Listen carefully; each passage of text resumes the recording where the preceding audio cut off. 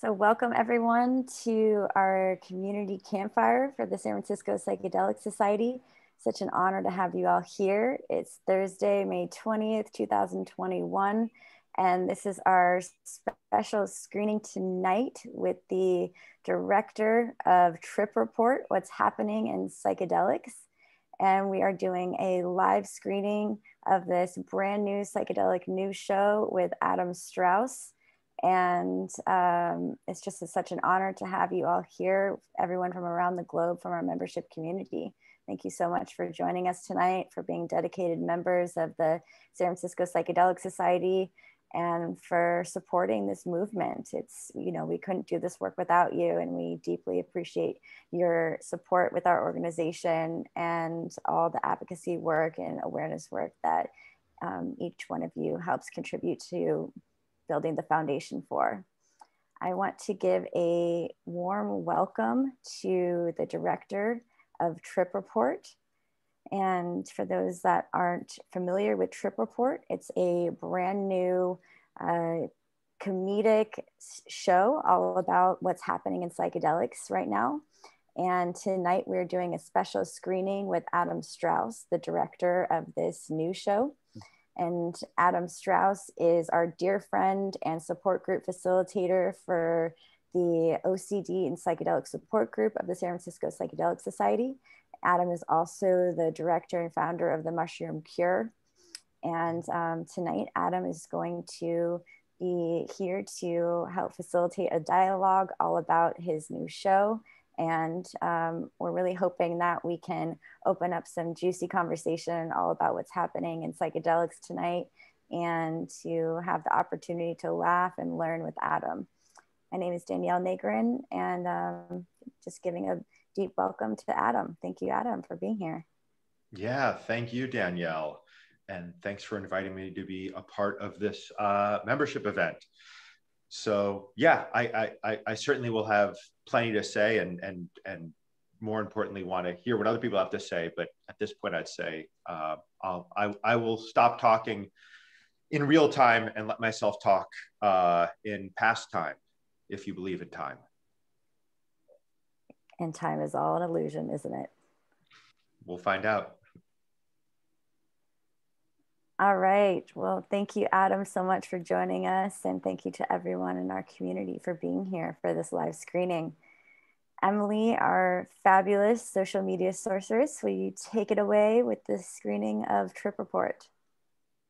Absolutely. Here we go, friends.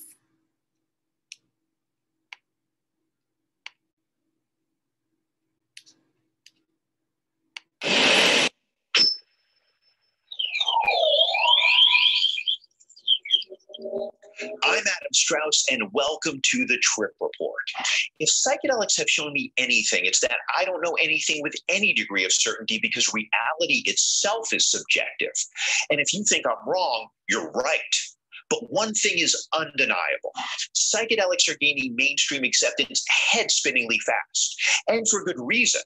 A growing body of research suggests psychedelics may be uniquely effective in treating depression, addiction, PTSD, and obsessive compulsive disorder, which I have. Can we move the pictures over a little bit? I feel like they're crowding me. Well, not that far, a little bit closer in. Perfect. But for all their benefits, you know what, just put it back to where it was. For all their benefits, psychedelics also have a major drawback. I'm not referring to an inexplicable appreciation for fish. I'm talking about the fact that psychedelics make you trip.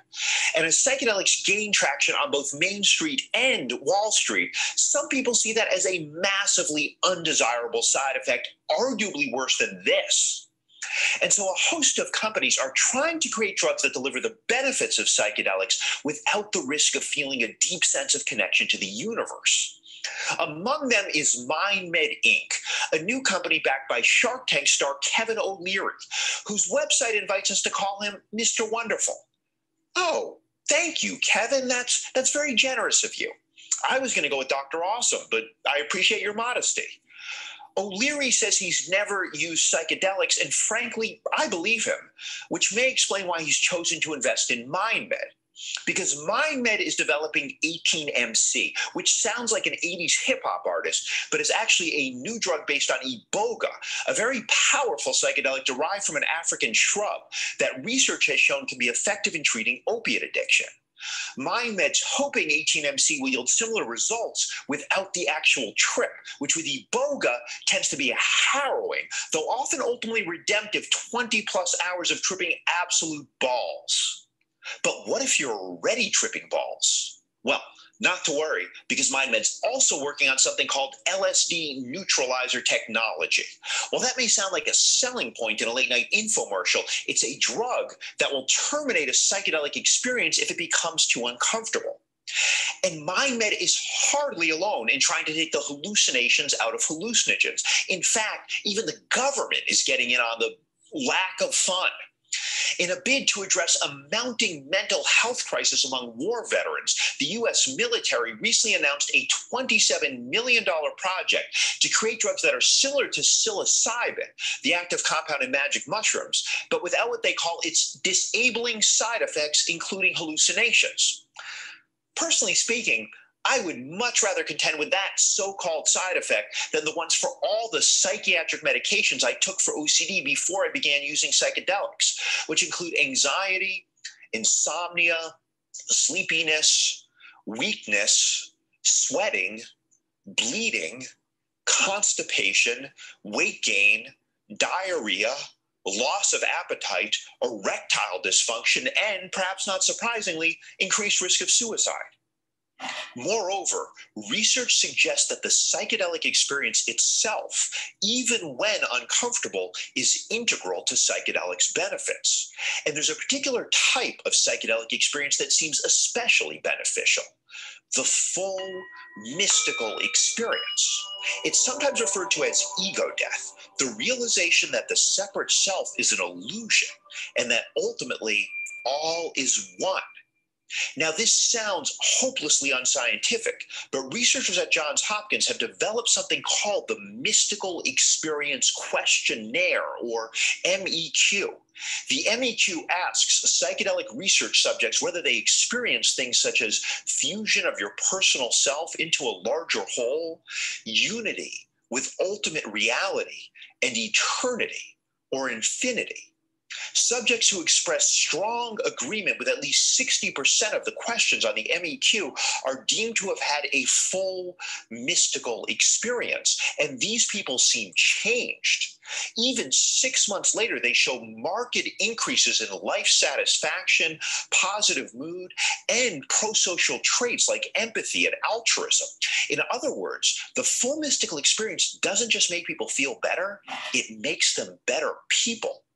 But subjects who fall short of the full mystical experience as measured on the MEQ don't see these same benefits. If only there were some way to boost people's MEQ scores. Well, thanks to today's sponsor, there is. Dude, a popular DJ is spinning at a trendy local night spot. It's gonna be off the hook. I've got to study. But you're always studying. Well, my MEQ is next week. If I ace it, my dad's gonna buy me a new Tesla. Sweet. But who am I kidding?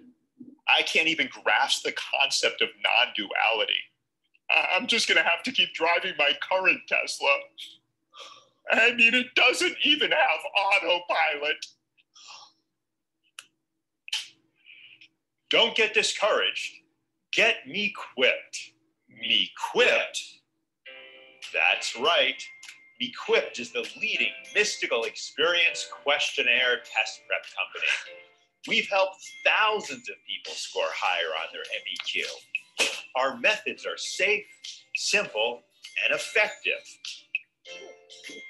And the results speak for themselves. Clients see an average 30% increase on MEQ score, positioning them for satisfying and lucrative careers as psychedelic guides, spiritual gurus, and tech disruptors. So go cut a rug at that trendy night spot, Chad. Before you know it, you'll be one with the universe and that sweet new Model S. And who knows? Maybe Lord Big Dick McGenius is right, and 18MC will effectively treat opiate addiction. Perhaps the military's attempts to take the fun out of fungi will yield trip-free treatments for traumatized troopers. But even if this approach works, and that's a big if, I don't think it's enough. Because why do psychedelics exist? Why are there hundreds of plants and fungi flourishing in nearly every corner of the globe that induce these singularly transformative experiences? And why are humans even capable of having these experiences and, it seems, have been having them since the dawn of our species? Clearly, there's adaptive value, and not just for the person who trips. Because when you experience that all is one, you care a little bit less about this particular one and more about the all. And for our ancient ancestors facing omnipresent existential threats like predation and starvation, that increased empathy and altruism may have been precisely what enabled them to band together and survive as a tribe. But now we're facing new threats that could destroy our entire species, terrifying things that we've created, like environmental destruction and nuclear annihilation and Facebook. These evils are far too great for any one of us to defeat on our own. Once again, we need to come together to survive. Once again, we need the deep knowledge that we truly are all one. At this moment in history, the psychedelic experience itself may be the medicine we need, not just for individual healing, but for collective salvation.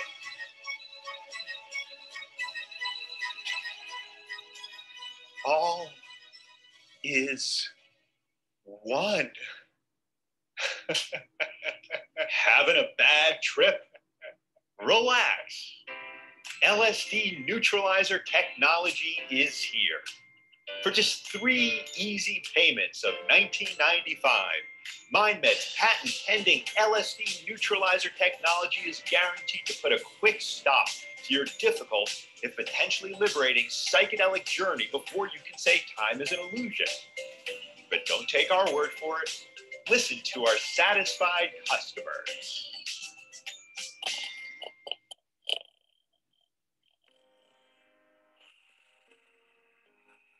LSD neutralizer technology. Oh, girl, you don't have to make no apology for putting an end to your trip.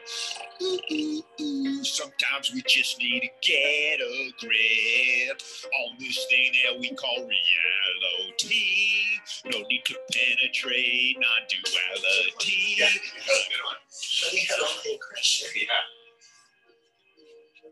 Yeah, that's purple enough.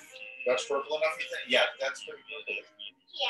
As a technology, give me that sweet neutralizer technology. Give me that sweet neutralizer technology. Give me that sweet neutralizer technology.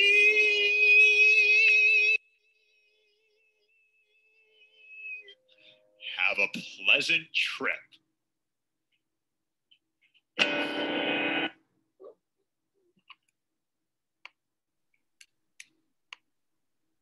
Woo!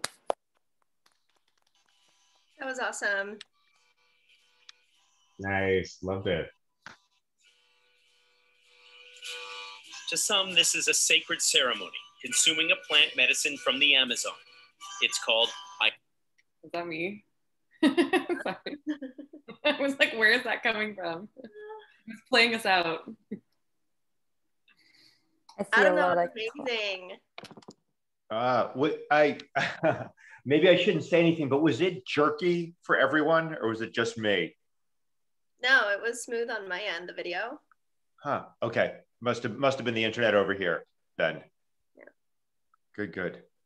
that Thank you. was fabulous. I laugh every time watching that. Thanks.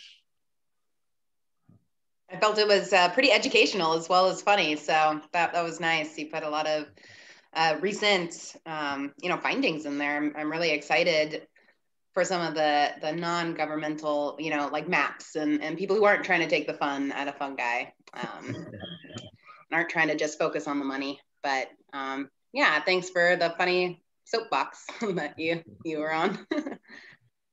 Thank you. Is MindMed only focused on trip neutralizing substances, or are they at all focused on legalization and advocacy and reformation around that? Or is it really only the latter? Definitely not legalization or advocacy. I'm laughing because their CEO, J.R. Rahm, got into, I'd say, hot water, but I don't think this movement has enough pull over the commercial interest. I mean, the commercial interests don't give a fuck.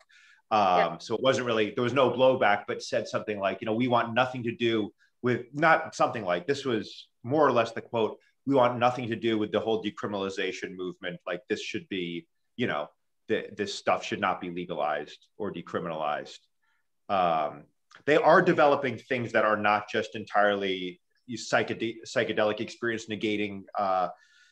I hesitate to use the word technology because both of these things, 18MC and their supposed LSD neutralizer technology, neither of them are actually novel developments. 18MC, I can't remember who developed it initially, but it's been around for a while. And the LSD neutralizing technology is also a compound that has been used in psychiatry for some time. So, but they are also now working on some, well, they have a partnership with the Lecti Lab in Switzerland, I believe, which is doing a fair amount of LSD research. So they are going to be using or employing psychedelics as well. Basically, their overall strategy, which is true of a lot of these companies, is to just try to patent anything you potentially can.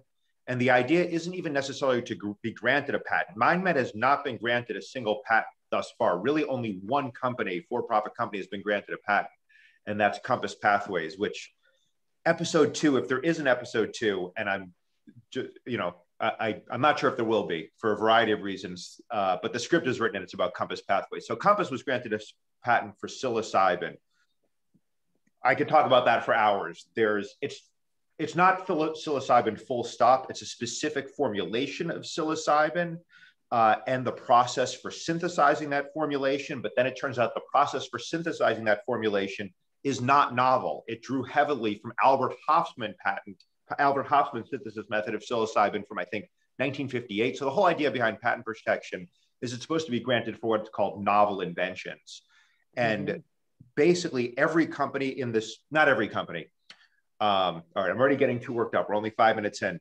And by the way, I'm not full stop against commercialization. I feel like it may be a necessary evil to some extent. And maybe evil is putting it too strongly, but the overall strategy of most of these companies is to try to file patents on whatever you can, because filing a patent is not, you know, anyone can file a patent. I could file a patent on literally anything. Filing a patent doesn't mean being granted a patent. The same way suing someone doesn't mean you're going to prevail in court. But these companies will file these patents and then use that, essentially the fact that they filed patents, to get money from investors, largely fairly naive investors. And how many of these patents will stick is a huge question, perhaps the most defining question. That's a tall order. There's a lot of major questions in the psychedelic space right now, but arguably the biggest one, or the one with the most long-term implications alongside decriminalization, I would say, is how things are going to go down patent-wise. And there is fortunately a movement now headed by, I can't remember his name, Casey someone, associated with Hefter, to develop essentially a resource that collects all of the prior art, all of past patented psychedelic stuff like Hoffman's synthesis methods, in an easy to access database, so patent examiners can consult that when determining whether to grant a patent. Because one problem is patent examiners don't have a lot of experience with psychedelics, psychedelic patents, since it's such a relatively new thing, and they may grant patents that they shouldn't. And that has happened in several cases, and then there's been a fight to push it back. So that was a very long-winded and impassioned answer to a much simpler question. Yes, MindMed is working on stuff that doesn't just negate the psychedelic experience. Yeah, that's so interesting. I also heard that Compass Pathways was trying to patent the blindfold hand-holding technique in therapy, yes. And that is just bizarre and sad that somebody would apply for a patent that is like that, and that just so sat wrong with me. So interesting. Yeah, I want to add to that because I got to ask someone that worked there about that, and they say that in the description of the patent, they were like describing methods and whatnot, and they describe the holding hands and the blindfolded and all that. So they were saying that they were not trying to patent that was part of the patent as the description of the whole thing. No, sorry, part of the patent that I'm not sure if I guess maybe I don't follow what you're saying. Can you explain? When I asked him about that, like the holding, the hand holding, comfortable furniture, all that stuff. Yeah, right. It's not a standalone patent. Is that what you mean? Yeah, she said that part was just within the patent description, like, oh, we're gonna do psilocybin and this is how it's used, but they were not trying to patent that, according to what she said. Of course, I haven't read the patent, so I couldn't tell, but I did ask her about that. Yeah, no, I think they are trying to patent that. Your friend is right in that they didn't file like 70 different patents, one for using a blindfold, one for holding hands. It's one patent, my understanding, for psilocybin-assisted psychotherapy, but there's something like 80 or 90 different items in that patent. And my understanding, and I am not an expert, but there's another guy, I'm tired. I'm probably only going to be able to come up with first names, and they might be wrong. But Graham, his last name starts with a P, who has taken upon himself to examine a lot of these patents and is a patent attorney and also in the psychedelic space.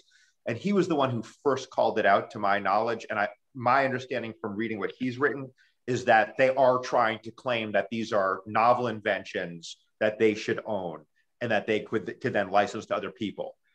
I don't think they will be granted that because, fortunately, there are people like Graham and Casey with legal backgrounds, with resources behind them, who are pushing back. But Compass, the end of the day, Compass, their patent, initially they were granted like 20 patents or 20 parts of their patent. It was reduced to one part, which is just for the specific synthetic formulation. But even that, a lot of people feel like they shouldn't have been granted because there's nothing new in there.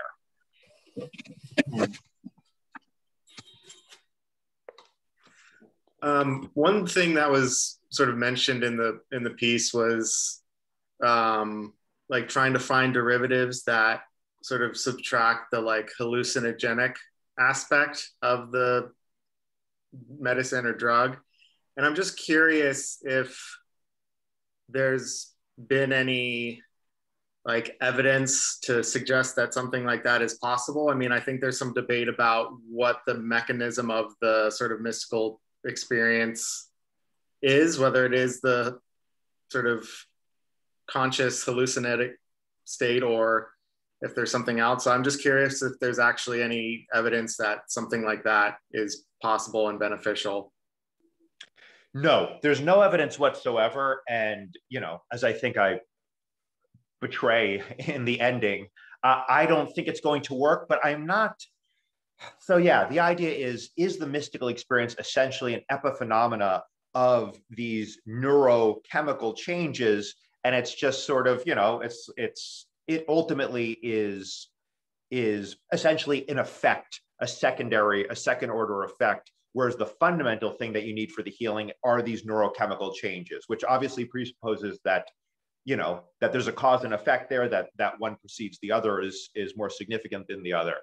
So there's no evidence of that, but that is, I'm not against, in theory, people investigating. I'm not against at all people investigating that hypothesis. In fact, part of me feels like, all right, it's a good thing. We'll learn more from these sort of studies, particularly what the military is doing, because they have some real resources behind it, and they're not just trying to patent shit so they can raise more venture capital and go public. They're not a commercial interest. So I feel like the science will be more grounded in empiricism rather than what's going to get investors excited. So on one hand, I feel like, okay, cool, let's test this hypothesis. On the other hand, I've heard other people make the point, and I think it's a good point, that there's so much suffering. There's such a desperate need for better remedies. We have something that psychedelics, particularly macrodosing psychedelics, full dose psychedelics, there's an incredibly strong safety record. We know the safety record is great because we have decades of essentially researchers trying to find that psychedelics are harmful and not being able to do it. We have the real world data of millions upon millions of people doing psychedelics with, virtually no adverse effects. And now we have the relatively speaking smaller, but accruing clinical data from all these trials. So we know it's safe and effective. Is it possible that $27 million later, the military finds out, oh yeah, we can kind of strip away some of the effects and get some benefit? Sure, but I don't know why, when the need for healing is so desperate, why not put whatever resources we have into what works right now? A counter argument is there are going to be people who are not going to sign up for the psychedelic experience no matter what. And there are people, I think we can probably agree, not to be presumptuous, most of us on this call, who should not have that experience. It's not for everyone. I think it's for the majority of people if they have the right supportive context. Unfortunately, our society does not give people that context, and not just with psychedelics. I'm talking about community in general. So, yeah, so that is an argument for, yes, can we capture some of the benefits without the psychedelic effects and open it up to a wider potential range of beneficiaries? I think that's a worthy aim, but that's not what these companies' aims are. Their aim is, I think, very clearly to supplant the classical psychedelics. I'm trying to remember what the question was. Oh yeah. So yes, there's no evidence that it'll work, but for better or for worse, we are going to get some evidence. And I guess, all right, I'll rant one more minute. My biggest fear about this is really from the commercial interests. I could see, like, let's say 18MC proves to be somewhat effective against opiate addiction. Not as effective as Iboga, maybe not as effective as, like, community-based psychotherapy, but somewhat effective. Would MindMed then go and say, hey, go to Congress and various legislative bodies and law enforcement bodies and say, hey, we don't need to decriminalize psychedelics, or maybe more specifically, we shouldn't legalize Iboga because we have something that also works and doesn't have these pesky side effects. So that is a fear I have. But yeah, we'll find out. I think one big motivation for, like, government to suppress the psychedelic side effects is because they make you question the very nature of reality, right? The very structure of this reality and everything that trickles down from there, especially the structures that we have to, in government. It makes you question government and politicians and all that. So they probably want to heal, but they don't want to heal too much, so they can have, questions about themselves, Absolutely. Yeah. I mean, why was LSD banned? Not because there was widespread evidence of it being dangerous, but because, and I think this is, well, let me make this point and then I'll zoom out to the larger point. So yeah, LSD fundamentally was banned. I mean, most immediately was because the Vietnam War, Johnson was trying to find ways of cracking down on protesters. And it turned out the Venn diagram of people protesting the Vietnam War versus people using LSD, there was a pretty strong overlap. But the more general point is, yeah, psychedelics are fundamentally, I think, destabilizing in a way that there's really nothing. I mean, mystical experience, I would say, is destabilizing.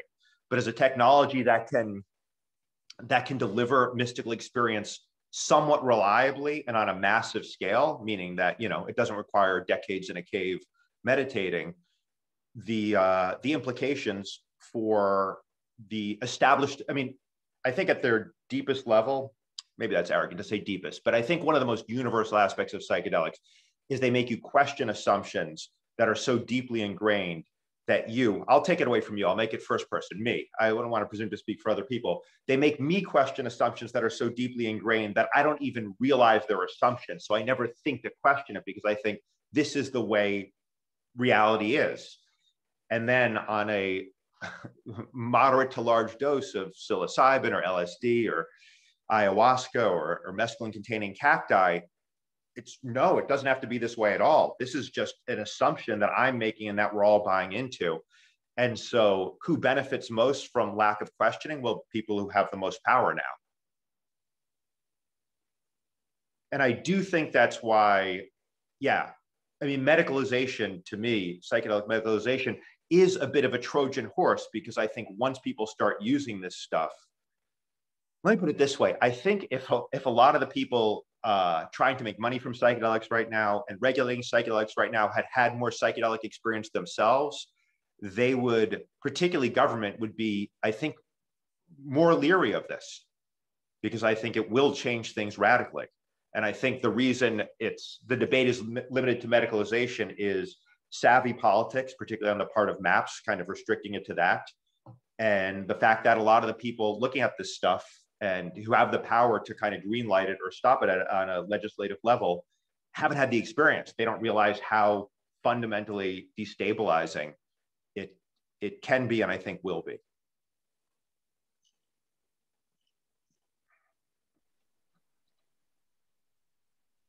Thank you, Adam. I'm curious from everyone, given that research suggests that the psychedelic experience itself, even when uncomfortable, as Adam shared in Trip Report, is integral to the psychedelic benefits. What do you all think about taking the trip out of psychedelics, or the hallucinogen effect out of hallucinogens? I don't think I know enough about it to completely negate it. I want to keep my mind open about it, but my initial gut reaction is that I don't enjoy the concept, because personally I've been shown some really incredible things during some trips that I've had, and I think without that really special imagery, it wouldn't have allowed the experience to really transform me and my surroundings in the way that needed to be done. And so I think that imagery is what I hold near and dear to my heart a lot of the time. So I don't know if I like it, but maybe it's for some people,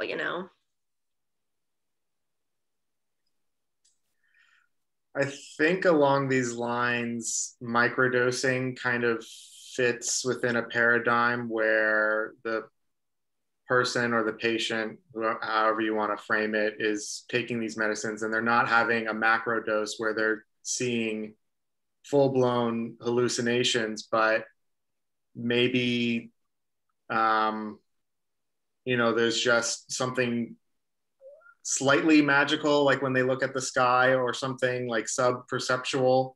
I haven't really tried experimenting with microdosing, so I can't speak from experience, but from what I've read, other people who have microdosed, it seems like they're able to get a similar appreciation for nature and connections with people, but without it being debilitating. So they're still able to sort of function in a way that they would consider themselves sober or whatnot. But I'm sort of interested in that aspect of whether microdosing could be helpful for those people who may not want to confront sort of the shadow or sort of these larger psychedelic experiences. So it'd be interesting to see that. And Paul Stamets has talked about how you could maybe formulate it in a way in which people couldn't take a whole bunch to get a mystical experience. I don't know the science behind that, but he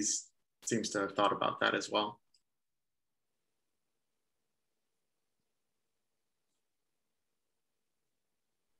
Yeah, I should say, I have had limited, microdosing doesn't work well for me. And I could get into why, but I suspect it's largely neurochemical. I was on high dose SSRIs Right, you saw the show. All that for many, many years. I've been off for a lot. I've been off them for 15 years, but I still require a very high dosages of psychedelics to trip fully. And microdosing doesn't seem to work well for me. So I don't have anything to contribute on that, but I know others on this call have a lot of experience there.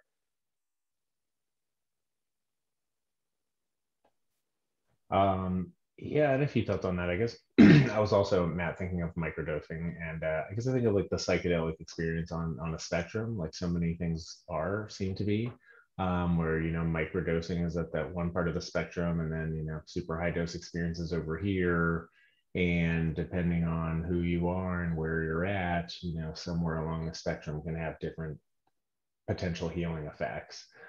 So I think like I experience healing with microdosing in a very different way than I've experienced it with like macrodose trips. It's not as much of like epiphanies and like realizations and like downloads as much as it's like helping my internal healing mechanisms of like strengthening the part of me that, like, when there's been the part of me that's like, you're stupid, Phil, and then the part of me that's like, whoa, chill, dog, like that wasn't even that big of a mistake.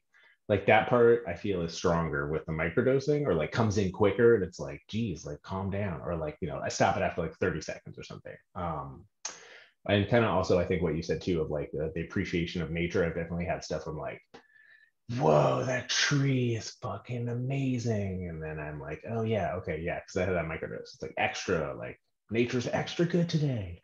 So I do think there's that subtle aspect. I think another that I've had is I've talked to a bunch of people who've done Bufo, or I talked to a bunch of people who are doing Bufo at this festival I was at, and multiple people were like, I don't remember anything of the trip. I just remember like I took it and then like I woke up and people were like, yo, you were like fucking swimming in the sand and like screaming and frothing at the mouth. And they're like, I don't remember any of that shit. But they say that like, they had like a couple like questions or like issues going into it that was like, oh, I don't know, should I do this or this, get a divorce, new job, whatever. And they were like, after the Bufo, they were just like, oh, I knew this was the thing to do, and I didn't know why, and I didn't like work on it in the trip and have some like epiphany, like, oh, I should do this because I had this vision. It was just like, they're just like, boop, I know this is the answer, and it had this like certainty.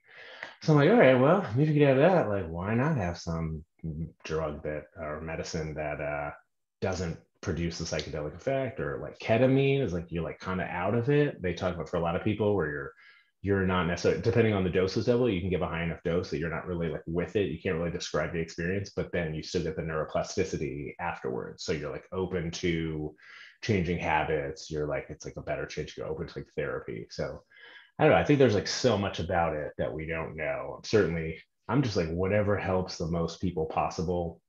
Obviously, there's capitalism and bad shit, and like, I'm not just like wishing that away, but I guess I feel like, well, whatever helps the most people.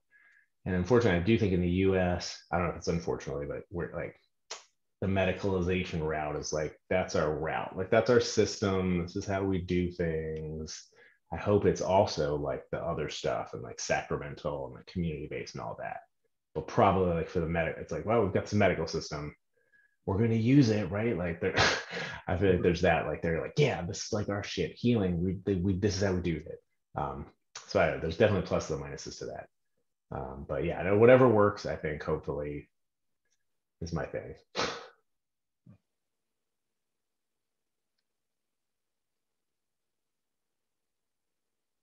Yeah, I do think medicalization is the has to be the spear tip for this. But I also do fear that ultimately, I mean, that wasn't the context that psychedelics, I believe, we can't say for sure, but I don't think medicalization, certainly not in the Western model, was the context in which this first became integrated into human experience. And arguably, if you buy into Terence McKenna, the Stoned Ape theory, this is the stuff that made us human, and that was in a communal setting. But yeah, it's good luck trying to sell that right to so medicalization. it does seem like the safest and the most surefire route. And part of that, unfortunately, is because there's just a growing recognition that existing mental health pharmacotherapies, SSRIs, antipsychotics, all that stuff just doesn't work for men. It does work for some people, absolutely, but for most people, it's you know, a woefully inadequate remedy. Where does oh, go sorry, ahead. go ahead. No, you go. I was going to mention more about the ketamine space and how that's legal and being utilized in both commercial and sacred, more ceremonial spaces. There's multiple companies who are handling it in multiple different ways. And I'd like to call out Sage, both Sage Institute and Sage Integrative Health. They're here in California, Berkeley area. But I think, you know, they're hitting a sweet spot between the clinical setting that works for a lot of Americans and still bringing a lot of ceremony and tradition into that safe space. So I'm, you know, obviously a part of the ketamine therapy myself, and, you know, have had both therapeutic doses and more mystical large doses to where I do find, you know, the unity in as with other classical psychedelics. So yeah, I think it's an interesting experimental space, and I'm glad it's legal to where we can kind of see the both ends of the spectrum and the limits of where that can go. Yeah, no, I'm glad you made that point, Rebecca, that yes, there absolutely is with ketamine, as well as the clinical trials that are happening right now of MDMA for PTSD, psilocybin for major depressive disorder. There's sort of this balance between trying to bring in traditional or ceremonial elements, largely, you know, even in the setting, even if it is a hospital or university of setting, as well as, but then that has to be balanced against the idea of you kind of want, what's the term I'm looking for? A manualized treatment approach.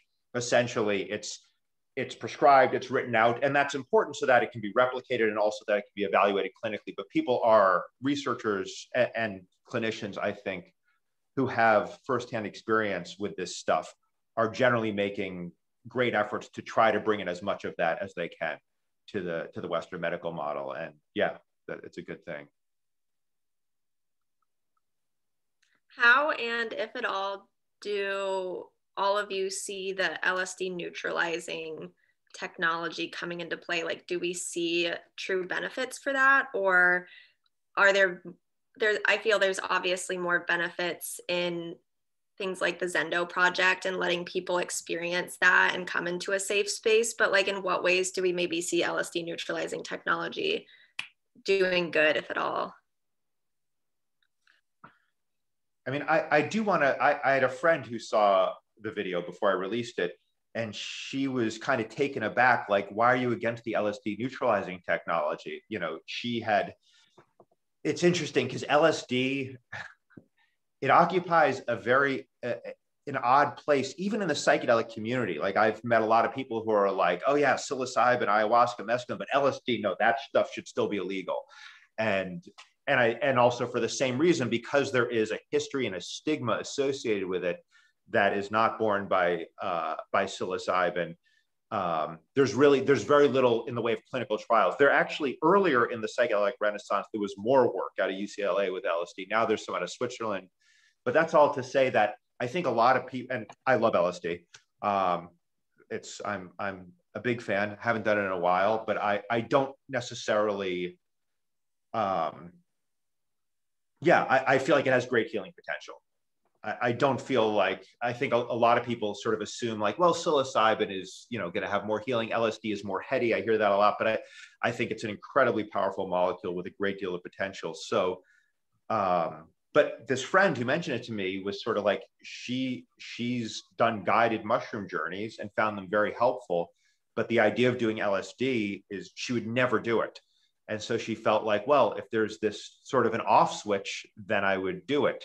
And I think that is a good point. I guess my concern would be, listen, I'm not in favor of people I've had one trip in particular that was traumatizing. It definitely hurt my mental health for months. so I don't feel like, oh, you just have to go through it, and a bad trip is, it's a challenging experience, and ultimately it's for the best. I think people can have traumatizing and damaging experiences on psychedelics. I think it's rare, and I think when it happens, it's usually unsupported settings, that sort of thing. But even I think even when you control all the variables, people can have negative experiences or challenging experiences that can stay with them. So I'm not saying that you take, buy the ticket, take the ride. I guess my concern would be, I know in my own experience, there have been times where if there was an off switch, I gladly would have flipped that switch. And I'm so glad that I didn't by the time I got to the end of the trip. And I also think part of the value, so Danielle mentioned my show, The Mushroom Cure, which is the story of how I tried to cure my debilitating obsessive compulsive disorder with psychedelics. And so much of the value I found of psychedelics for addiction, I'll use that term broadly because I look at OCD as sort of a process addiction, is this, you kind of, is the surrender aspect. Essentially, by taking a sufficient dose of a psychedelic, I am kind of pre-agreeing to surrender control in a way that I otherwise find very, very challenging, even though I know it's ultimately very healing for me. And so if you have the off switch, I think you're kind of undercutting that whole surrender thing, which for me personally, this may not be true for everyone, but for me is by far the single biggest way in which psychedelics have transformed my life and helped me heal. Yeah, I can totally concur with that. But I'm curious what other people think, because I've certainly been, it wasn't enough for me to make you all watch an 11-minute video of just me even playing multiple characters. I've certainly dominated the conversation since, so I'm gonna. No, I was also, when I saw that piece, I was also interested because you had mentioned that MindMed doesn't seem to think that legalization or medicalization for LSD is a good thing. So I'm just kind of wondering what they think the market for that would be. Like if they think it's like a law enforcement thing, like a law enforcement would, or like first responder would arrive on site, like sort of a Narcan or some kind of EpiPen to give people, or it would be in hospitals. And it just seems like the way that I view sort of the government control of those things, I kind of go in like a negative direction that like, oh, like whoever they use this on, that they'll put that person in like a registry or something like that. So it just seems like, if you're not, like I could, on paper, I could understand how that could be valuable. Like if someone is really having like, they're like in a bad setting, and the safest thing would be to just sort of turn off the switch. But I just think that in a world in which we're still policing this, that we're just making the setting worse rather than just trying to like diffuse the bomb. So I feel like there are, I mean, I suppose everything should if it works, it should be available. But I just feel like the history of these things, it just kind of goes in a negative direction. Yeah, I just want to clarify one point, which I perhaps was not clear on earlier. So MindMed, so their CEO is on the record as saying, we want nothing to do with the sort of decriminalization, legalization movement. That's a paraphrase, but that was the gist of it. But they absolutely are trying to profit from psychedelics, including LSD. They do have this deal with this lab in Switzerland that's doing a lot of research on LSD. So, so yeah, they want LSD. So I guess what I would say is they're not opposed to medicalization. In fact, that is their business model, is medicalization. They want to be making money off the medicalization of it. And I think that's the context, this would be another thing that they've patented that would, I don't know if I've read this explicitly, but maybe this is just an assumption I made, but my assumption, or maybe I did read this, was that this would be in the context of using LSD for psychedelic assisted psychotherapy. This would be an adjunct that could be used if necessary, not that it would be something that would be distributed to like law enforcement. But it's an interesting thought, and I wouldn't rule it out necessarily, though also LSD is not so widespread right now that It's not like the opiate epidemic, but maybe we'll have an LSD bad trip epidemic and they'll start carrying that. No, I'm not making light of it. I'm sure they will commercialize it however they can.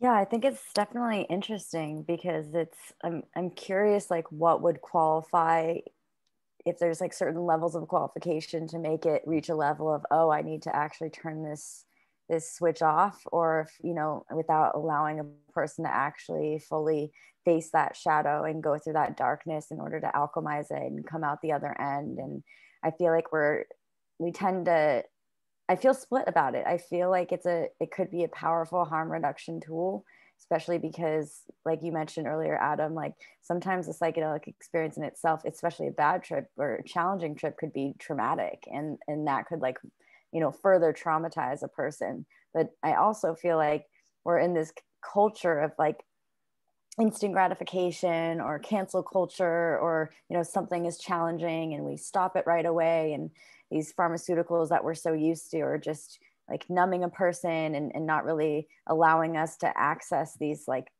deep rooted challenges that are actually the core of all of our suffering. And would tools like this prevent us from fully transforming and healing if we're just like canceling the healing process, or like trying to go around the healing process with taking out the trip?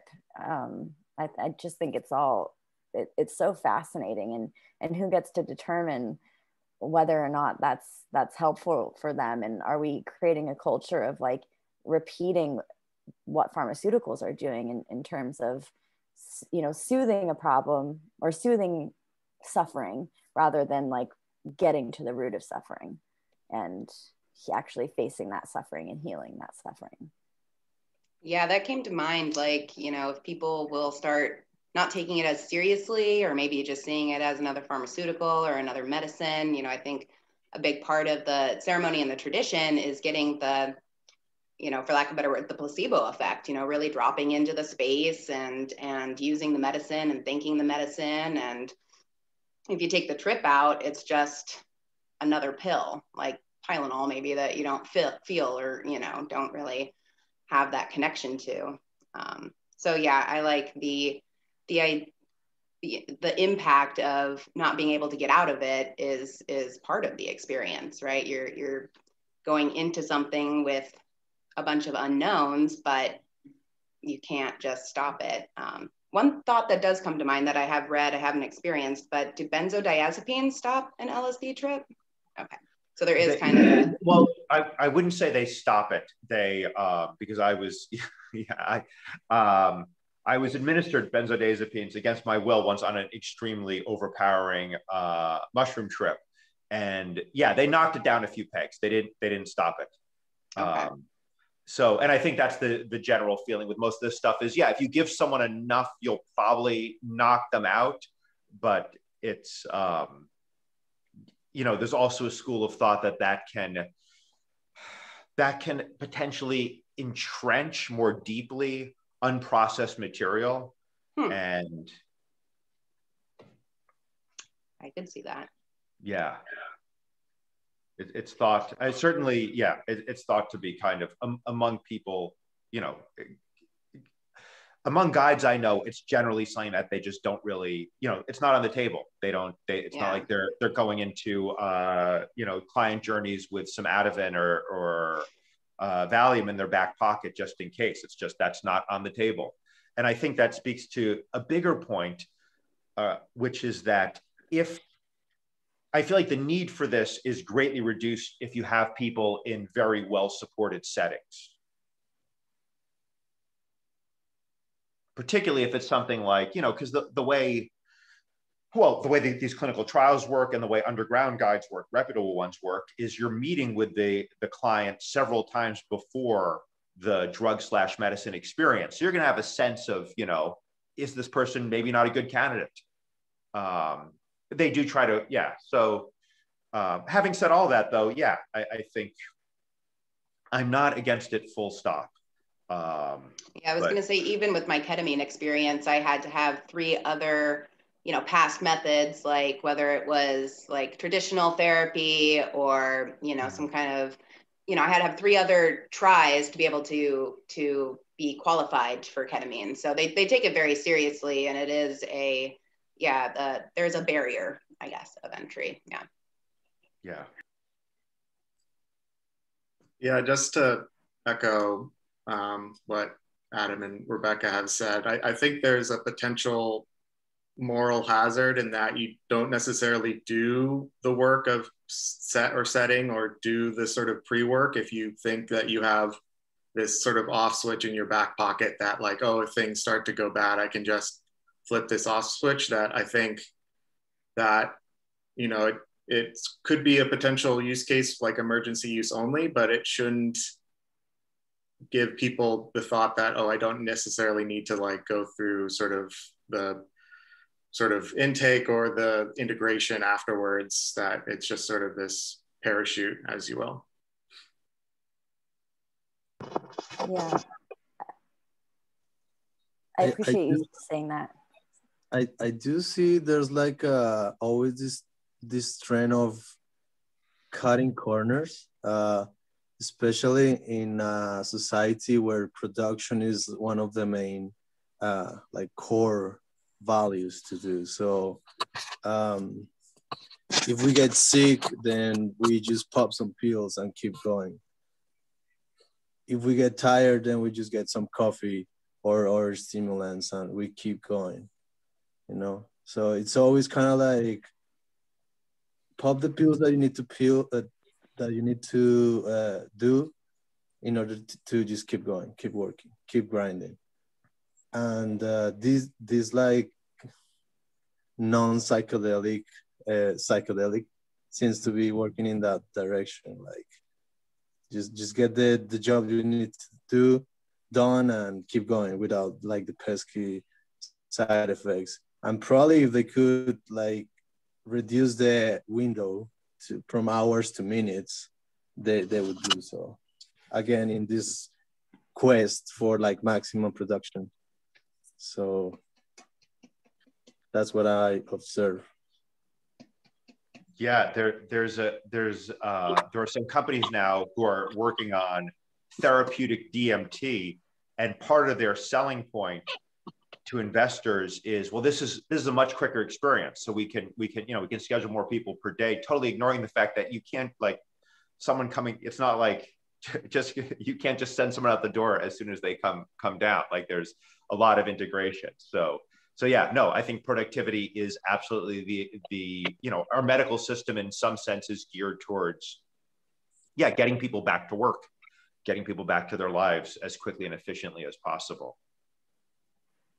I guess, again, I'll mention ketamine. There are infusion sites where you literally, walk in and then you walk out with any integration. And there's a lot of, science and, around just the medicine itself and not the integration, having to, reduce suicidal thoughts and things like that. So they're, maybe looking at it that way. I obviously don't like that kind of setup. I would much rather have a preparation and integration and tradition, but, that doesn't negate that, people are suicide free within minutes. So like Matt and others keep mentioning, it's whatever works for the plethora of souls that we have here on earth. But yeah.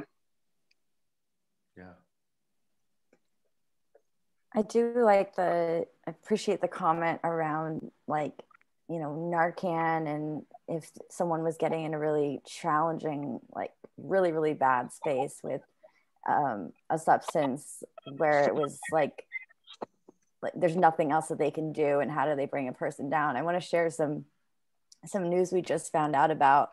I guess three people snorted 3,000 micrograms of LSD each, thinking it was cocaine. And I think this just speaks to, like, let's say psychedelics were completely decriminalized, and like they are about to be in California. And I think a risk that there is around adulteration of these medicines, and people confusing them or being sold something that they weren't sure what it was. And So, so these 3 people, they snorted 3,000 micrograms of LSD, but no one died, and they thought it was cocaine. But they were like, I'm going to share the article here. It sounds like it was very challenging for them, as you know, I imagine it would be. And I'm just curious, like, what you guys think about that, and in terms of, you know, would something that would stop that trip be appropriate here, or would, you know, if someone accidentally uses a psychedelic or gets dosed with a psychedelic, should they have to experience that, or go through that challenging experience, or would a trip stopper per se be appropriate for something like this? I had a question, Danielle. Is that so? There's a famous case in the literature. But this is a recent thing that just happened? I believe so. Yes. Okay. I was just curious because there's this case that happened, I think, in the 60s or maybe it was the 70s, where these people, it's what you described.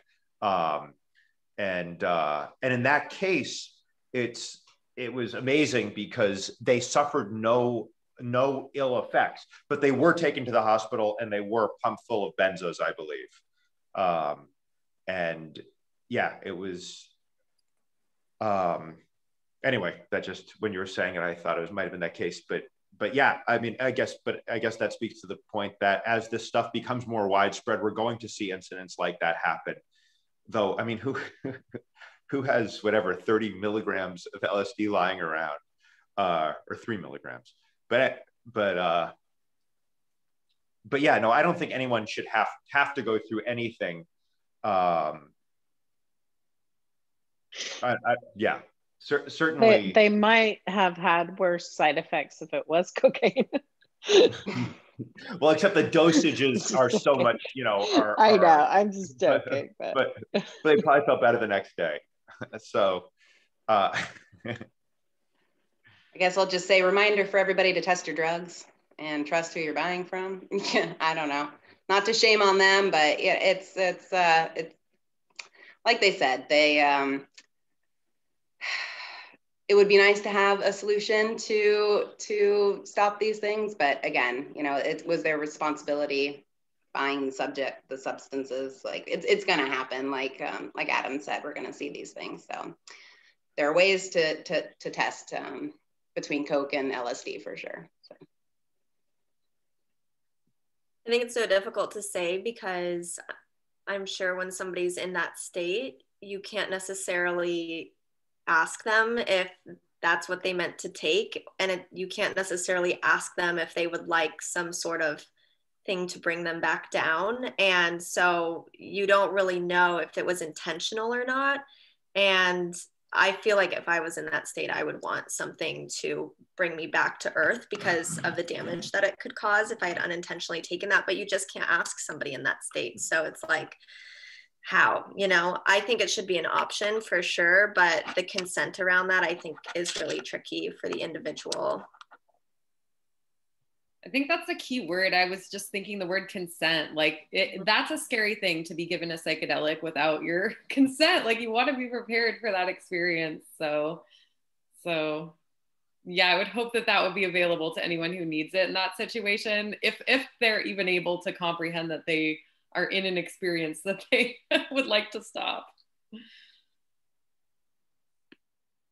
guess I was also thinking too of, you know, like most of the clinical trials, they exclude people with histories of mental illness, and if you have family history of mental illness, and maybe if there is a medication that they feel that they could give that would bring someone out of like a particular psychotic episode or like some real like hardcore break, then maybe people would be more willing to, not necessarily even, I'm thinking more treatment wise, they'd be like, all right, yeah, maybe we're more willing to treat this person with complex PTSD and like personality disorder and you know, really complex stuff where they're like, okay, maybe we have a little more control over them. Like, all right, let's see what happens in the next like 12 hours. This could go anywhere, and this person could be really damaged. I was also thinking, I know there was also like a really famous case of a woman doing something like 40,000 micrograms of LSD, and I think it was like not a good trip. bad times, but afterwards she was like cured of like some fibromyalgia. I think it was either like fibromyalgia or like rheumatoid arthritis, something like a really chronic issue. That afterwards she was like, oh shit, that doesn't hurt anymore. Like, and they're like, so then, you know, that would suck. What if she's did it and then they gave her like the neutralizer and then like, you know, she never got that benefit out of it. So I don't know. I guess there's that. You're probably not, people aren't really thinking that probably when they're in that moment. I guess also some things that we sort of touched on earlier was about like why you will want to remove the trip, which sort of like the government aspect and the anti-war. But now I almost wonder if there's like as people are going away from organized religion, would psychedelics potentially be something that could fill that? And would there be people who don't want that to happen? So then they're like, yeah, just give them the thing without the trip so they can like I think what you said, Sarah, too. It's like, oh, you're depressed? Do this thing so you'll be better so you can go back to work. And so you can still be like a consumer and producer and all that jazz. So I do think there is that it is in that vibe of just like fix your shit so you can be like a good consumer and like stop complaining. So yeah, I don't know. Yeah, I don't. Oh, you go first. Oh, I was just going to say, you know, there's no kind of central governing body that's saying, hey, let's try to take the trip away from psychedelics. I think the main motivation now is the productivity thing and profit. Like the idea is that, you know, you can, and Compass has patented psilocybin, but it's hard, it's challenging to patent classic psychedelics. Novel compounds obviously can be patented. So I think that's a lot of the motivation. I don't think, like I was kind of saying earlier, I think the more powerful governmental authorities, they're kind of asleep at the wheel right now, thankfully. They're just not thinking of the deeper implications of many people having these, you know, profound life-changing experiences. Because certainly there's a school of thought that holds that the psychedelic sacrament was the basis of all religions. And, you know, we can't know for sure, but there's some compelling circumstantial evidence for many major religions. So I do think that is one way that it is going to impact society is reawakening people to a spirituality that religion purported to help facilitate or fulfill, but that, you know, for most people, I think it fails to do that now if it ever did.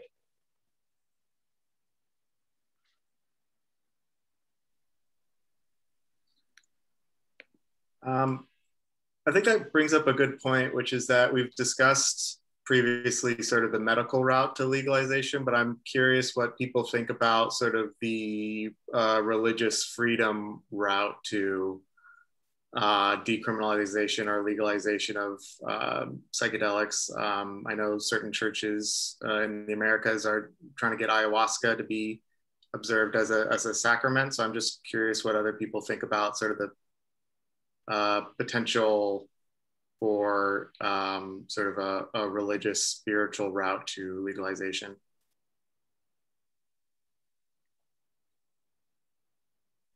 Yeah, go ahead. I'm so curious what you guys think about this. Do you guys think that a trip you can stop or a trip that is lacking the hallucinatory experience would be the same experience? Like, I think it might be a totally different experience. I don't know if you like, it was what Hannah said earlier. Like, would you arrive at the same conclusion to reap the same benefits without that? And I feel like there's this assumption, like if you just take out, the fun parts, that you'll still get those benefits. But would you? Does anyone know? Or is it like, we don't know? Yeah, no, there's no evidence, but I do think, to me, it's a Pema Chodron, I don't know if it's an essay or if it's the title of one of her books, but I read it a long time ago, but the title stayed with me. The title is, I hope I'm getting it right, The Wisdom of No Escape. And I feel like that just sums up so much of the psychedelic experience for me, that with OCD, I'm always trying to figure out how to engineer and manipulate and manage and optimize and perfect. And on psychedelics, I'm willingly choosing in advance to be forced to surrender. I mean, not that the experience always plays out that way, but that's reliably a part of the experience at a high enough dose for me, is seeing myself really wanting to hold on and control, and knowing through trial and unfortunately painful error in past trips that the only way is to just surrender and let go, and then finding that, wow, there's something here. When I let go, I'm okay. I'm better than okay. And I think if I knew I had that off switch, that would, even if I didn't use it, just knowing that was there would fundamentally change the experience for me in a way that I think for me, I feel like I would lose something. But again, this is so personal. So I'm curious what other people think.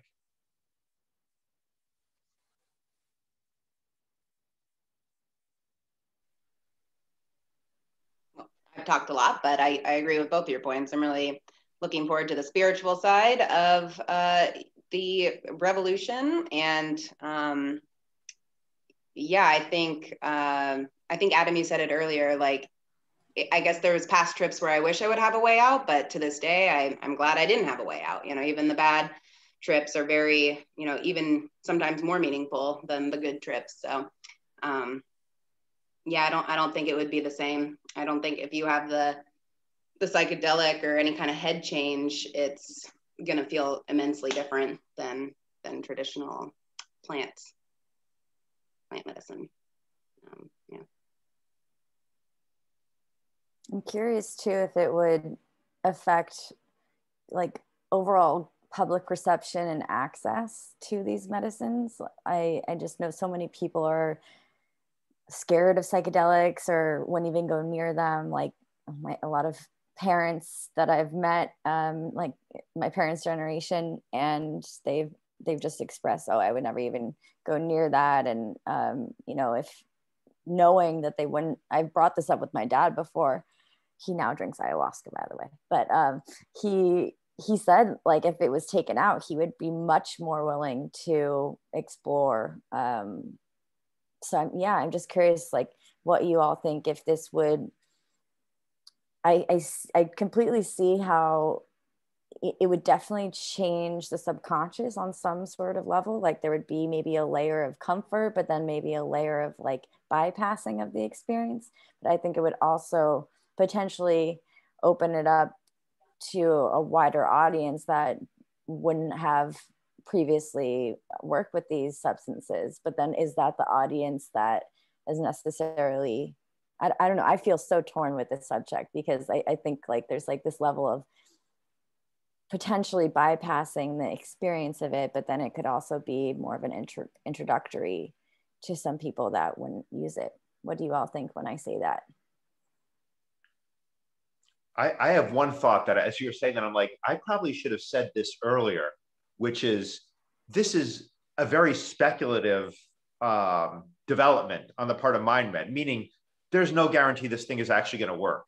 And we've been, and I think maybe it's good that I didn't say that earlier, because I think it's led to a really engaging conversation as to the pros and cons. But I should say this, I don't think it's going to be this clean off switch. You know, again, benzos are available. If someone calls 911 on you, or if, as in my case, you call 911 on yourself and you ask the operator if they're God, and they send an ambulance because they trace the call to your landline, they're gonna pump you full of benzos right now. And it's, you know, it's so we do have interventions that can at least dull a psychedelic experience, but they are they're rarely used and they don't work perfectly. And I'm not at all convinced that LSD neutralizer technology, if it ever comes out, is going to be any more effective than that. So I just wanted to throw in that caveat, not that it takes away from the conversation we're having. But I guess what's going through my mind is this whole conversation may actually be a lot more hypothetical than we're treating it.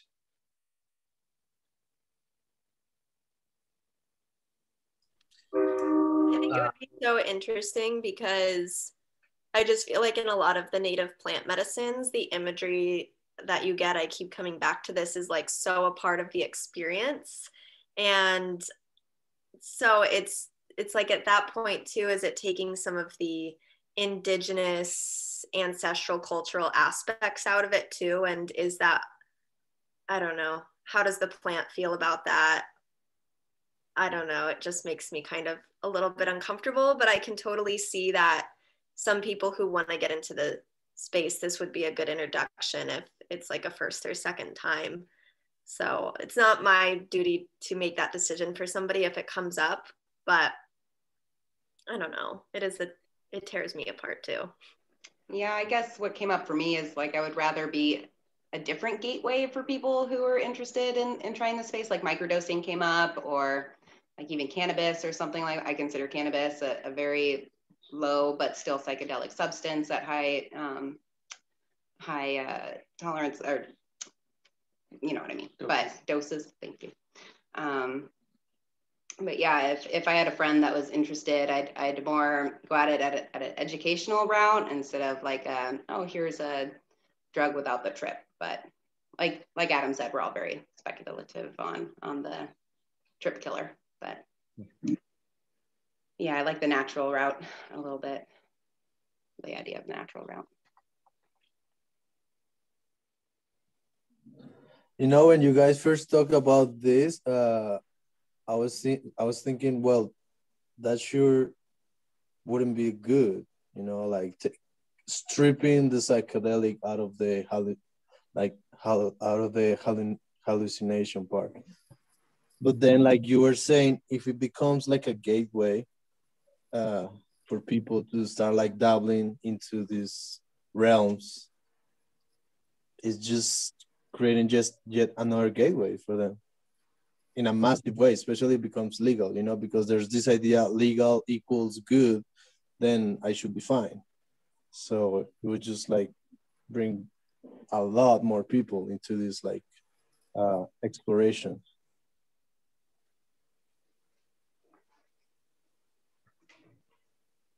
I mean, it's possible that the switch, as we're calling it, could be a good piece to bring up like what kind of concerns the patient might have, talking about sort of consent and all that, that maybe that could be sort of a window to discuss like how far they want to go, like what would be too much for them to have that discussion before going into the experience, just so that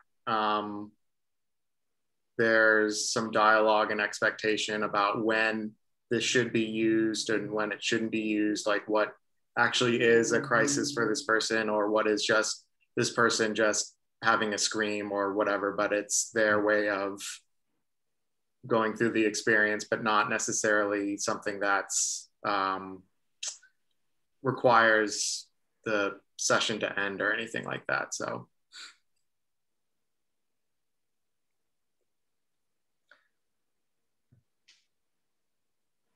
and I just wanted, I'm going to have to go in, I think in 5 minutes,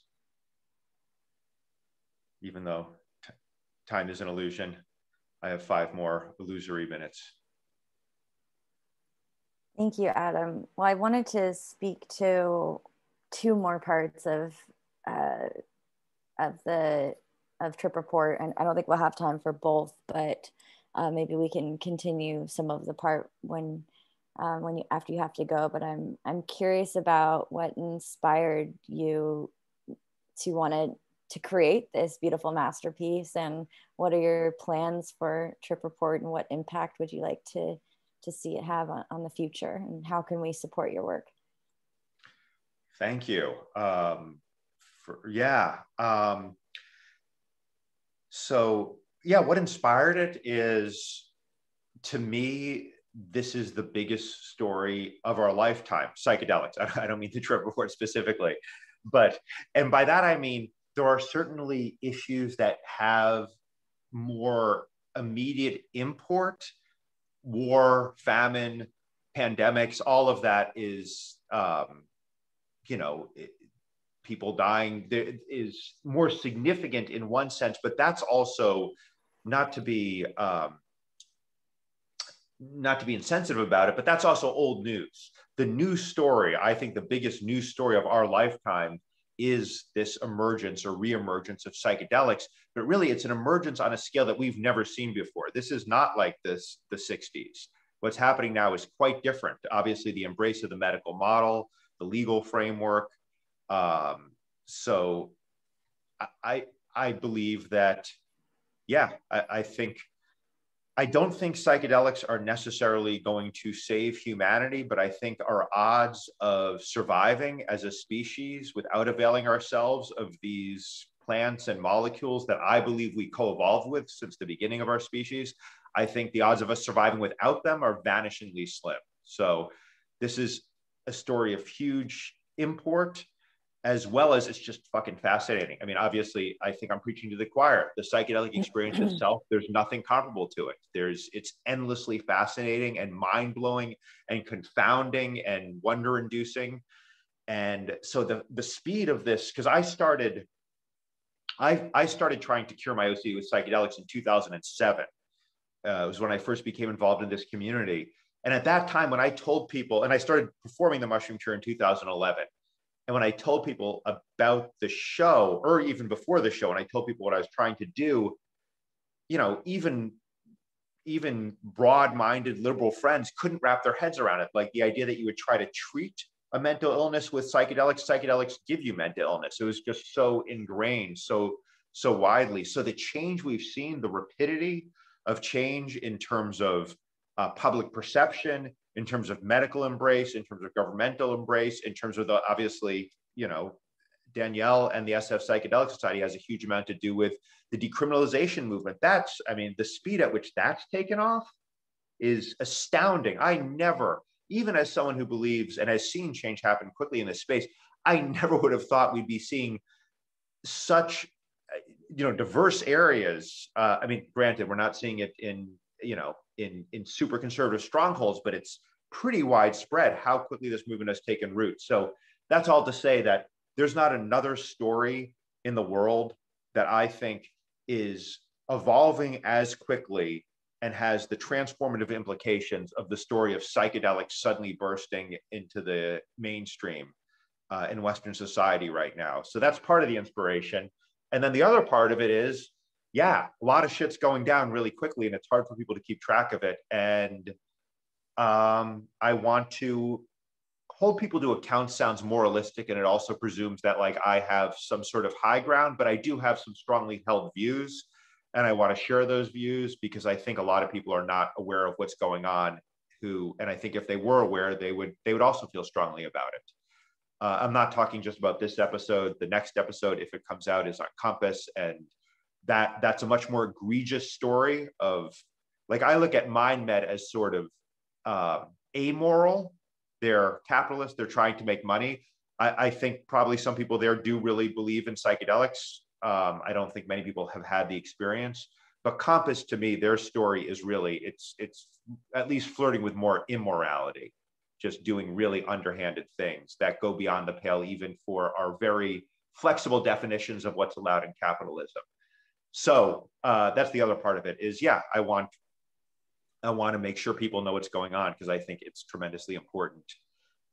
And then part of it is, you know, it was, I don't know if you guys heard, there was a pandemic. It's still happening. There was a lockdown. Ordinarily, I perform, you know, probably 10 or 12 shows a week, typically.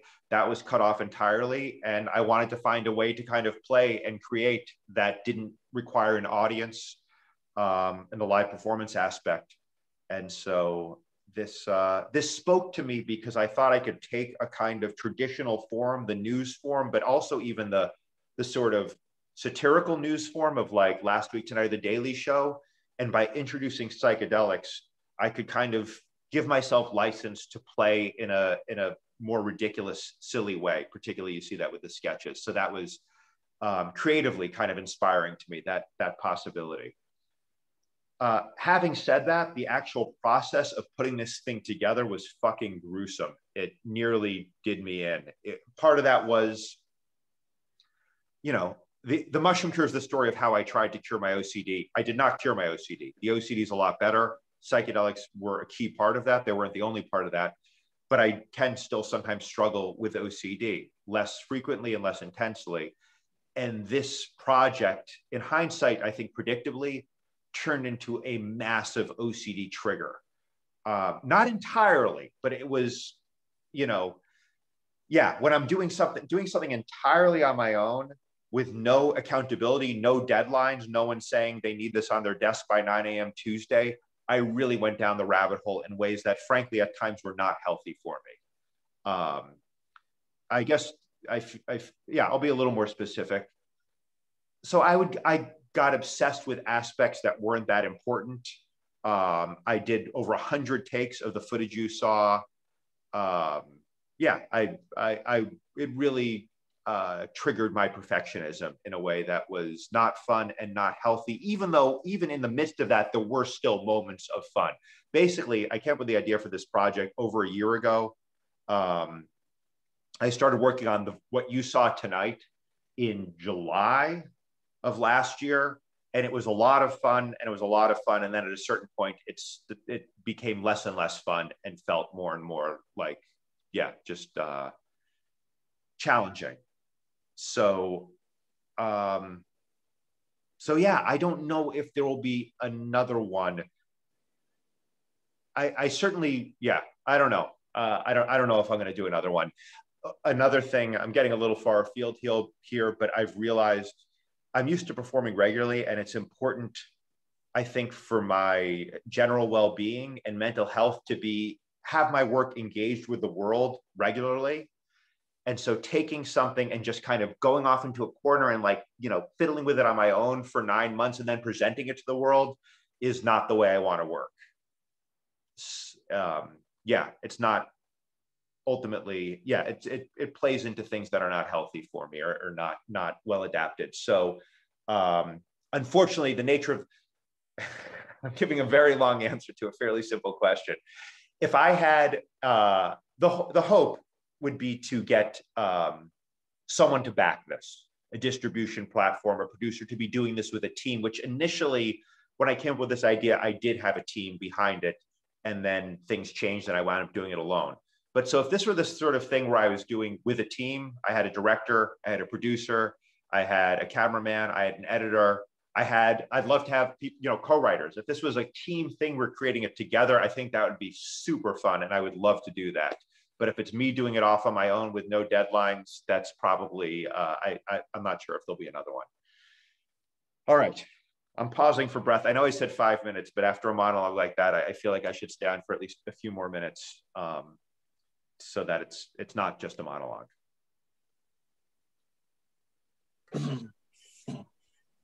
I do want to say that now that you mention it, I did notice, for instance, when you were switching from the news presenter into the sketch, there were some parts in which you were raising your hands, and that would match very well between those two planes.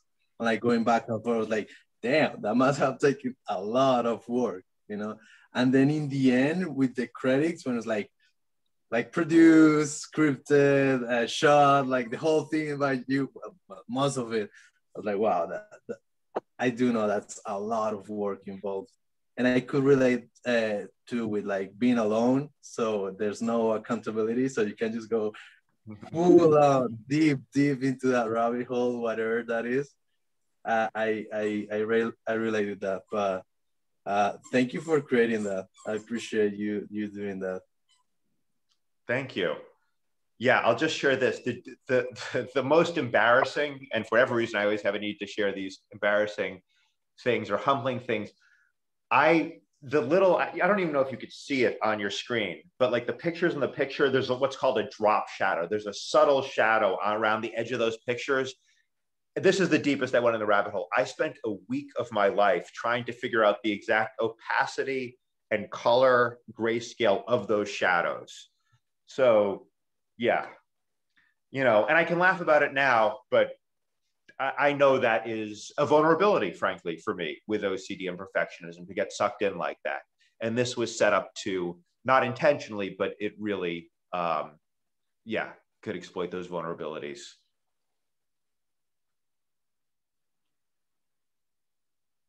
Well, I think I just learned a little bit about my own perfectionism through your monologue there. So thank you for sharing and opening up and being vulnerable, and know that there's a lot of us that can relate to this hard work and art and love that you put into this. So it's much appreciated. Thank you. I really appreciate that. Yeah, Adam, thank you for your authenticity. And it's, you know, you can't tell by viewing it of how much time and effort it goes into creating it, especially with you playing multiple characters. And I can only imagine how triggering that must have gotten for you. And if anyone is, once we post this recording, if anyone's watching this, let's get Adam some backing, let's get him some support and get him a team, because I really think that there's a way that this is presenting the information that is digestible to a, you know, wider audience, and also infusing comedy into it makes it so much, like, gives it just such a lightness to it. And I feel like so much of the space that we're headed in with psychedelics is so serious, with patenting and, you know, creating all these different pharmaceuticals. And I think that the conversation does need comedy and does need to reach a wide audience. And you have a way of doing it in such a creative way. And I do hope that your work can continue. And I'm, you know, I felt my energy drop when you said that you may not come back at one about Compass. And I understand how it could be triggering for you. And I hope that you get the support that you deserve so that you can continue to do this important and impactful work. Thank you, Danielle. Yeah, no, I really appreciate that. And I do want to say, it also was a lot of fun doing it. Less and less fun as I mean, originally I was saying this is going to be out by September 1st, then it'll be out before Halloween, then it'll be out before the election. Then, so part of it is getting into these rolling deadlines was ultimately not healthy. But even at the end, it was, there was, and I hope it came through, and I think it does come through. There was a joy in it for me, absolutely. And yeah, it's figuring out how to do it in a way that just feels kind of sustainable for me and feeding for me. And it does creating, I need more people involved in a way that it feels like a shared thing that we're creating together. But yeah, no, I really, I appreciate all the support.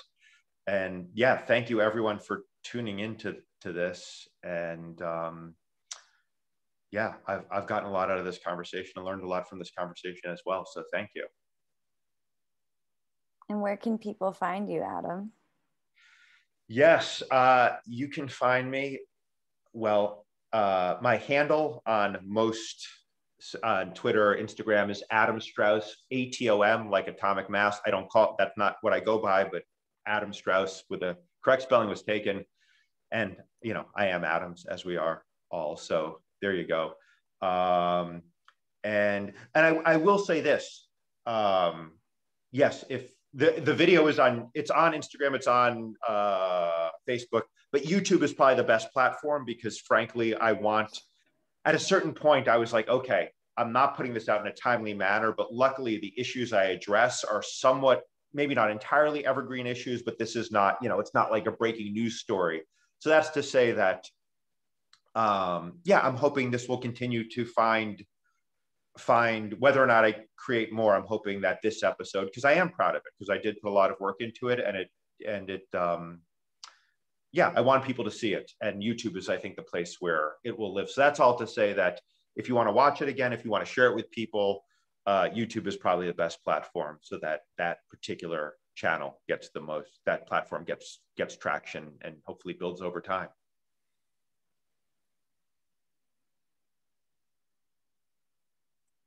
Excellent. Well, we so appreciate you being here today for this special screening.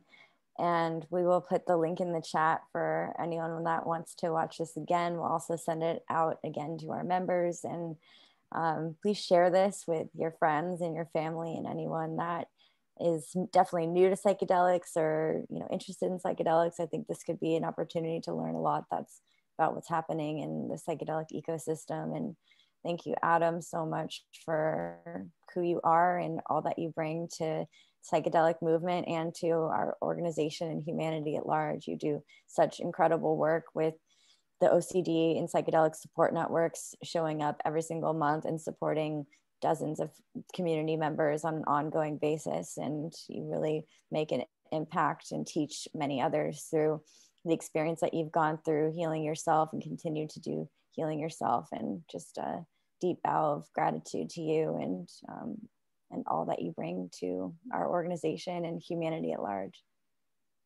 Oh, thank you very much. Well, thank you. And likewise, I mean, SFPS has been, yeah, you've done a tremendous amount of good. Decriminalization movement, education, the whole community aspect. We didn't touch on it that deeply, but medicalization certainly can't happen at the expense of community, because community is such an essential part of healing. And SFPS is doing a huge amount in pioneering that with the group that I lead, but so many other groups, psychedelic recovery groups, all of that, as well as this right now. This is community. So thank you for all of your work. And yeah, I'm honored to be a part of it.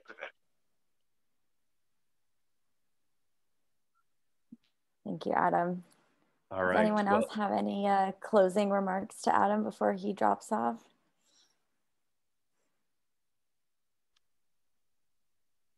Thank you so much for joining. This was great. It was really nice to have you on here. Thank you. Yeah.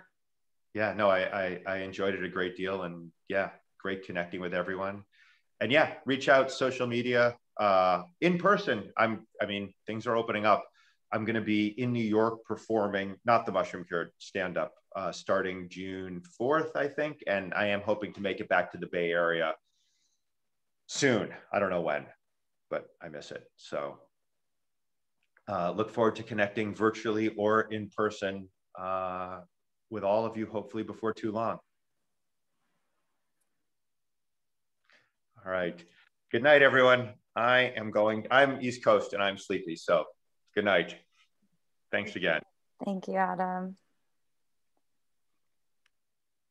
Emily, if you could please drop the link to the video in the chat for the group, I'd really appreciate that. If you all have any more time, I had one other question I really was curious about talking about with the group tonight. And a big part of the trip report was around the full mystical experience. And I'm curious if anyone in our community has experienced the full mystical experience on psychedelics, and what you all think about I think something he mentioned in the video was like, you can't fully transform unless you have that full mystical experience. And what do you all think about the full mystical experience, and have you had that experience? I think it's like, how do we even define a full mystical experience? Because I think mystical experiences are different for everybody. I think that I've had a journey where I was totally greeted by the feminine universe, and she was whole, and she was definitely there in the purest form. And I was so happy to meet her. And to me, that's a mystical experience. And then I've had other psychedelic experiences where I saw, indigenous green mushroom imagery, and there were people there that were greeting me. And then there was also beings from the universe. And I just think that those experiences were so different, but both mystical to me. And they were very, very healing on like a collective level.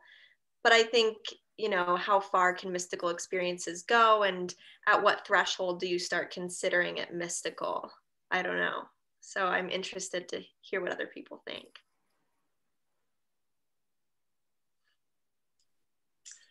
I think my experience, what I've found valuable is the way in which sort of the ego dissolution allows me to review kind of my preconceived notions that I might not really even realize that I have in everyday life. And that sort of the breaking down of these walls allows me to have a different viewpoint on things that I think would be difficult without having that sort of mystical experience. I suppose that you could sort of at the margins get to it on like a lower dose or a sub-perceptual dose, but I don't think it would be quite as revelatory without sort of the full sort of immersion, at least for me. I mean, maybe you could achieve something like that over time, but I think there's also a value in having kind of like a quick dunk in the water, kind of, as long as everything, you know, you have your set and setting, everything is fine. So yeah.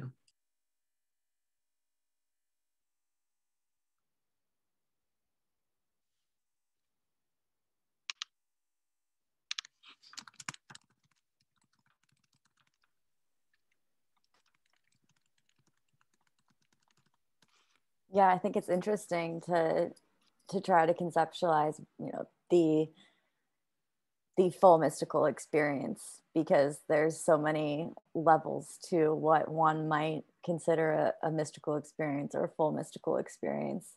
I like, for me, the way I perceive that is like, you know, feeling that divine and that source, that, you know, whether it's the source within this, that feeling angels around you, feeling them, like any type of like mystical experience. And I also believe that there's levels to it, and, you know, even noticing small synchronicities or rainbows someone might consider a mystical experience, or another person might feel like a full release and you know, conversation with divine or God, or recognizing that, the feeling that oneness or unity consciousness. And have any of you experienced a mystical experience on psychedelics, or felt the divine within?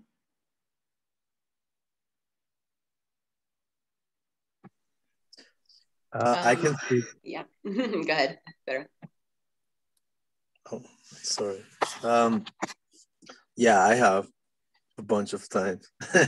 Yeah, it's funny because it kind of becomes more and more palpable every time I do it. And it works at different levels, you know.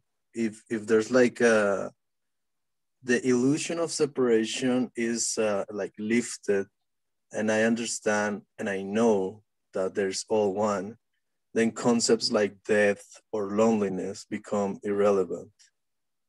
Um, and it's something like you get to understand or see, but then it's like in the everyday moments, and, you know, maybe lower doses, lower sessions, that you get to understand, add more layers to that main meaning. So that being said, and knowing like that's, you know, part of the old one, and what we do, it's, you know, we're doing it to ourselves, to the old one. It also helps with compassion, right, for the good and bad things that are happening. So going back to the previous topic, like, I don't know if you strip that part of the psychedelic experience. I'm not sure how is that's gonna play out for the healing. You know, going back to that, like, manufacturing of psychedelics.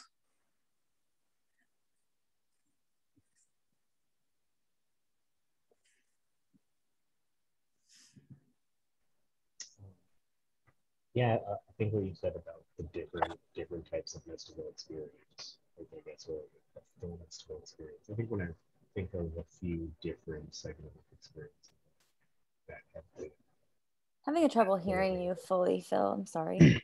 oh, can you hear me now? Yeah, it's better. Okay, I would say I found like I've had different experiences that have been impactful, and on some of them I've had more of a sense of touch of the divine, or like a group consciousness. I think other ones, like the first one I had that was really like heroic dose, was more just like hallucinations and like a lot of like visual stuff. And I was just like, what the fuck is going on?